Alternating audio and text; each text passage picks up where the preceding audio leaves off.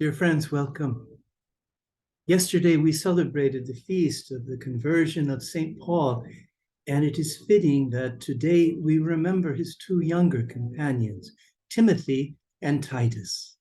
Timothy was born in Lystra in modern-day Turkey and joined Paul on his second missionary journey. Paul calls him my beloved and faithful son and my child whom I love. Timothy was installed as Paul's representative in the church of Ephesus.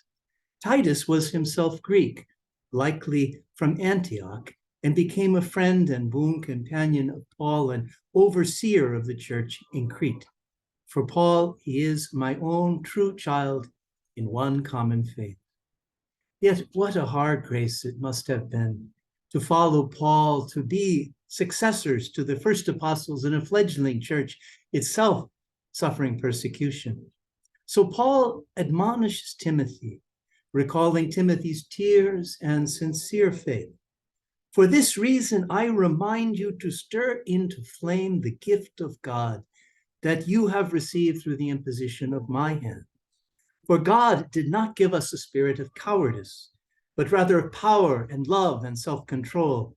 So do not be ashamed of your testimony in the Lord, nor of me, a prisoner for his sake, but bear your share of hardship for the gospel with the strength that comes from God. Paul summons Timothy to be bold in witness, trusting in the strength that comes from God alone. And yet it remains a hard grace. It was a lesson I learned many years ago as a young Jesuit seminarian serving in Tabora, Tanzania. Having just completed my language studies, I was charged with the care of young refugee children. Naively, I believed that simply loving them would suffice.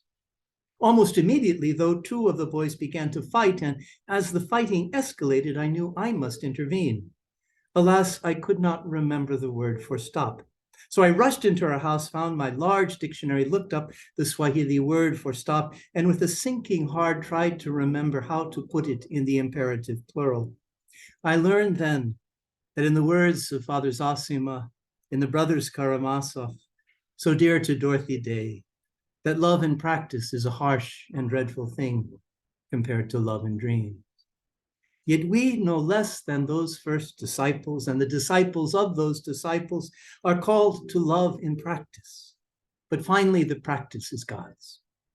We are summoned in the grace of prophetic humility to be bold, as Paul says, for the testimony we bear in our lives is the divine word of love.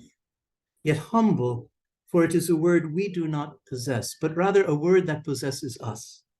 Indeed, we speak boldly because the witness we bear is not our word, but God's. We are, in the words of our gospel, summoned to live this word, to be a light for others. And yet how often in my life I have shunned such witness because I judge myself wanting, lacking in wisdom, eloquence, influence. I have never been what I might be. I have never done enough. And this itself, I have come to recognize, is a perverse pride, my judging that God's gifts will not suffice. And yet they are always enough to bear witness, to be born in witness, trusting, says St. Paul, in the strength that comes from God alone.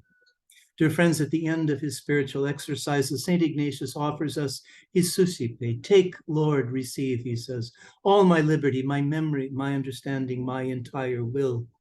All I have and call my own, you have given all to me. To you, Lord, I return it. Everything in you is yours. Do with it what you will. Give me only your love and your grace, and that is enough for me. All is gift, all grace, and in the giving we receive all as grace. Grace enough, always enough. Amen, and may God bless you.